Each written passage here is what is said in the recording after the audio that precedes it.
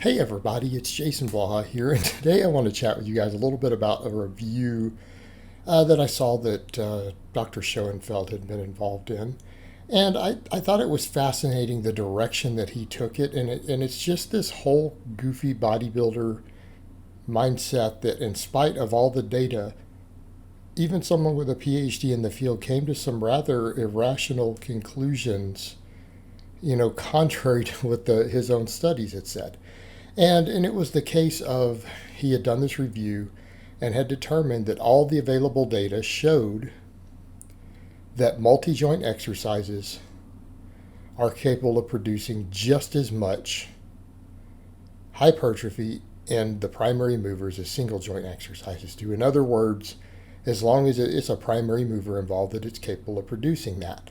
Now, he said, but with this, the problem with this data is that it doesn't highlight the point that sometimes a lot of the single joint exercises, may work parts of the muscle or whatever that the multi joint don't. And you can't always find good multi joint exercises to work all of these muscles or muscle heads. And I kind of laughed because it was absurd. I recall him giving a lot of examples and saying, we can't always find movements that work the rear delts. We can't always find a big movement that works the hamstrings. And that was the one that I thought was just absolutely ludicrous. Like, how far down the rabbit hole do you have to go of catering purely to bodybuilders to say, well, because, all this data showed that squatting doesn't build the hamstrings particularly effectively, that means that we need leg curls. Okay. How absolutely ludicrous is that? Is anyone here really squatting to build their hamstrings? I mean, realistically speaking, I'm someone who is really big on posterior chain work. Literally, look at what you see me doing in the background there. Good mornings. Really, we can't find multi-joint exercises that build the hamstrings just because the squat doesn't? And I'm going to avoid saying anything insulting about this man other than either I'm going to leave it alone. But I want to insult.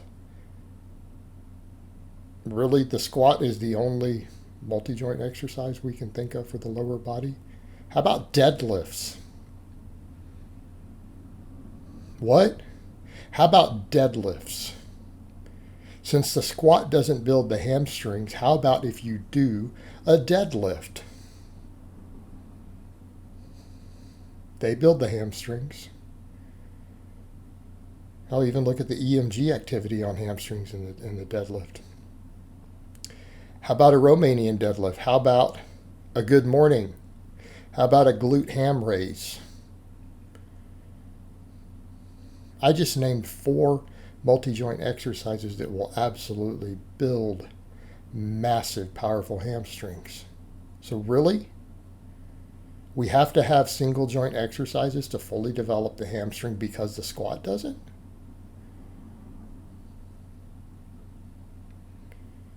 Do we see how ludicrous that is? He said, well, front delts.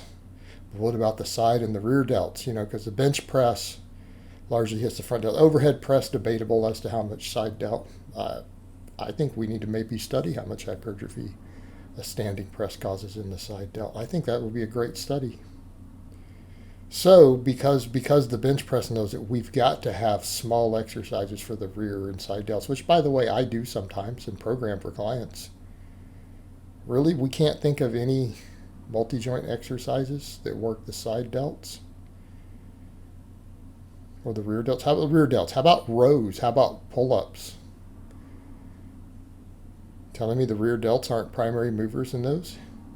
I can come up with 15 row variations that work the rear delts as a primary mover, falling in line with what the research shows. We go off EMG, some rows actually hit the side delts super hard. How about face pulls? Those are a multi-joint exercise. They work the side and the rear delt. Well, if we want to be side delt specific, how about upright rows? Those are a multi-joint big barbell movement. But high pulls. Really, guys? We can't think of multi-joint movements that work the side and rear delts or the hamstrings? I mean, I have to wonder at some of these supposed experts when they say these things, are they purely pandering to their audience, or have they never touched a barbell in their life? Like, do they not know what exercises lifters actually do? Have they never been to a gym where powerlifters or anyone like that trains? I have to wonder. I have to wonder. Because either they're completely ignorant and have never worked out in their lives, some of these people, or they're intentionally misrepresenting to pander to their audience. Because, yeah, if we can build everything with the number of multi-joint movements, oh man. Now, could we make the case that certain heads of muscles will benefit more from smaller exercises? Sure, long head of the tricep. But the lying tricep extension is a multi-joint exercise, isn't it? In fact, almost every exercise that really works the tricep completely like that tends to be a multi-joint exercise. They're smaller, but they're still multi-joint. Also have to question, with a radiant effect, we could debate a lot. Does the long head even need that specific work to grow? I don't know that it does. It's still being recruited with the other stuff. I mean, sure, if you want to make absolutely sure that you're maximizing hypertrophy in it, I get it. I don't have a problem with that. But, again, are we going to pretend that a bunch of big multi-joint movements can't build the triceps or the biceps or all three heads of the delt or the hamstrings? Come on. Absolutely ludicrous to imply they can't. And again, I get it. Even I prescribe some weak point training for some lifters who need a single joint movement. But it's not good exercise economy always to do too much of it. I mean, and they have their place. But to say that you have to have single joint exercises to build the delts or the hamstrings, keeping in mind the literature showed the multi-joint can cause just as much total growth than they put it, but we need some variation, different parts of the muscle. Okay, so great, do two different exercises. Oh no, your chest. Well, I guess you could do some flat bench and some incline bench. We've now worked two different angles, and it meets all that data that we have showing that in some cases there is different localized hypertrophy. Okay. How about you do a glute ham raise and a good morning? Glute ham raise and a deadlift. Do you see how easy this is? All these problems go away. All right, guys, but that's really all I have to say on that today. I hope it's been informative, and I'll talk to you guys next time.